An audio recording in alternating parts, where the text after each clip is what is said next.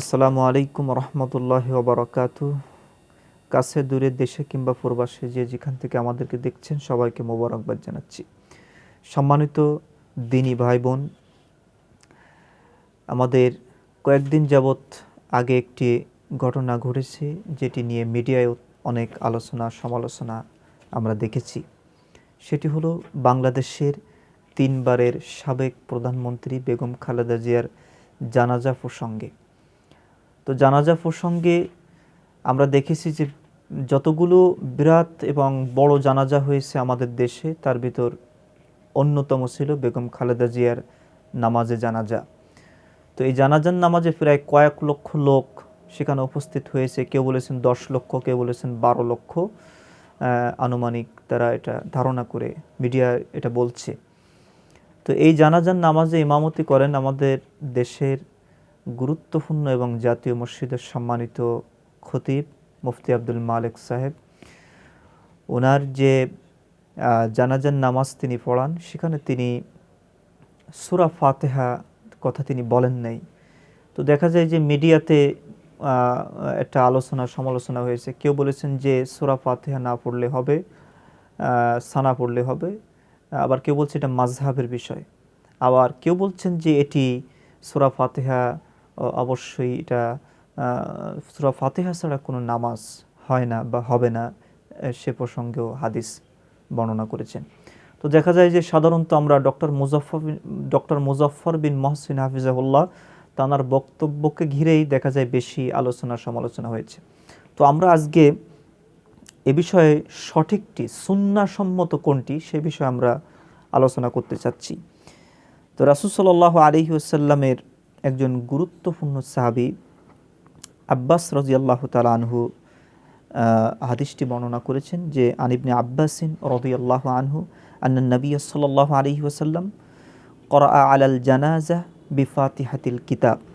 তো ইবনু আব্বাস রাদিয়াল্লাহু তাআলা আনহু হতে বর্ণিত, নিশ্চয়ই নবী সাল্লাল্লাহু আলাইহি ওয়াসাল্লাম জানাজার সালাতে সূরা ফাতিহা পড়েছেন। এটা সুনান ইবনু মাজার হাদিস, কিতাবুল জানাইজ অনুচ্ছেদ 22, হাদিস নাম্বার 1495, হাদিস সহিহ, এবং সহিহ বুখারীতেও হাদিস রয়েছে। তো আরেকটি হাদিস রয়েছে যে লা সালাতা লিমান লাম ইয়াকরা বিফাতিহাতিল কিতাব।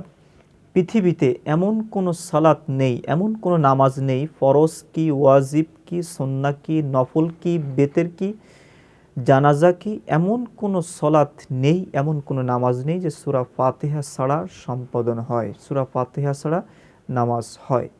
তো সেই জায়গায় আমরা বলবো, যেহেতু রাসূল সাল্লাল্লাহু আলাইহি ওয়াসাল্লামের সহিহ হাদিস রয়েছে, অবশ্যই সহিহ হাদিসের আমল করাটাই বোধহয় যুক্তিসম্মত। এবং ইমামে আজম আবু হানিফা রাহিমাহুল্লাহ তিনি বলেছেন, ইজা সাহহাল হাদিসু ফাহুয়া মাযহাবি। আমার কোনো ফতোয়া, আমার কোনো উক্তি, আমার কোনো যুক্তি যদি সহিহ হাদিসের বিরুদ্ধে যায়, তাহলে তোমরা সেই কথা, সেই বক্তব্য, সেই ফতোয়াকে দেয়ালে ছুঁড়ে মারো এবং সহিহ হাদিস অনুযায়ী আমল করো। এবং অন্য হাদিসে রাসূল সাল্লাল্লাহু আলাইহি ওয়াসাল্লাম বলেছেন, মান আমিলা আমালান লাইসা আলাইহি আমরুনা ফাহুয়া রাদ।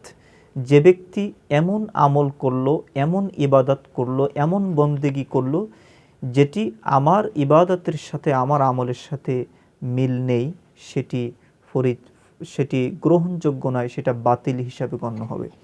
তো আমরা জাতীয় মসজিদের খতিবের বিষয়ে আমরা কাউকে আসলে আমরা উদ্দেশ্য করে বলছি না যে যে অমুককে উদ্দেশ্য করে আমরা ভিডিও বানাইছি, বিষয়টি এরকম নয়।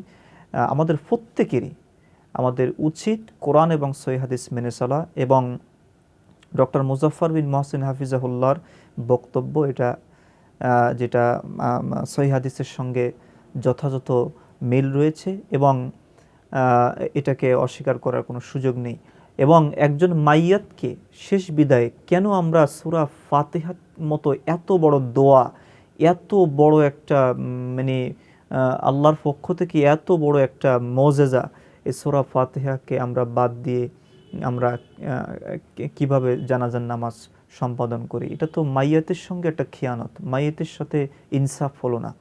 তো সম্মানিত দর্শক শ্রোতা, আসুন আমরা তর্ক বিতর্কে না গিয়ে আমাদের উচিত রাসূল সাল্লাল্লাহু আলাইহি ওয়াসাল্লাম বলেছেন, তারাকতু ফিকুম আমরাইন লাং তাদিল্লু মা তামাসসাকতুম ফীহিমা কিতাবুল্লাহি ওয়াস সুন্নাতুর রাসূল সাল্লাল্লাহু আলাইহি ওয়াসাল্লাম, যে আমি তোমাদের মাঝ থেকে বিদায় নিচ্ছি বা আমি তোমাদের মাঝ থেকে চলে যাব, কিন্তু আমি দুটো জিনিস রেখে যাচ্ছি। একটি কিতাবুল্লাহ, আল্লাহর কিতাব, আর একটি হচ্ছে সুন্নাতুর রাসূল, রাসূল সাল্লাল্লাহু আলাইহি ওয়াসাল্লামের সহিহ হাদিস।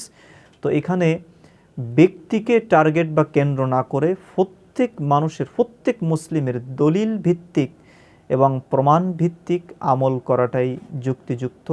এবং আমাদের দেশে অধিকাংশ মানুষ আমরা জানাজার নামাজে সূরা ফাতিহা, প্রথম তাকবীরে সূরা ফাতিহার পরিবর্তে আমরা সানা পড়ি অধিকাংশ মানুষ, কিন্তু এই যুক্তিটা বোধহয় হাদিসের দিক থেকে সহি নয়।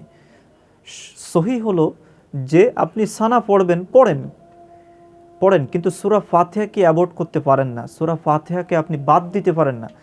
এবং আমরা তো আরব বিশ্বে দেখি, সরাসরি ইউটিউব চ্যানেলও আমরা দেখি, মক্কা মদিনায় অসংখ্য জানাজার নামাজ হচ্ছে, সেখানে সূরা ফাতিহা পড়তেছে প্রথম তাকবীরের সঙ্গে আরেকটি সূরা পড়ছে এবং জোরে জোরে।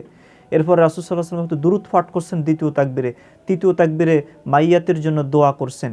এটা জোরে জোরে আমরা কিন্তু মিডিয়ার কল্যাণে দেখতে পাই। তো আমরা তর্ক বিতর্ক না করে আমরা সঠিকটি গ্রহণ করি এবং কোরআন এবং সহিহ হাদিস অনুযায়ী আমরা জীবনযাপন করার চেষ্টা করি। আল্লাহ আমাদের সবাইকে সে তৌফিক দান করুন। আসসালামু আলাইকুম ওয়া রাহমাতুল্লাহ।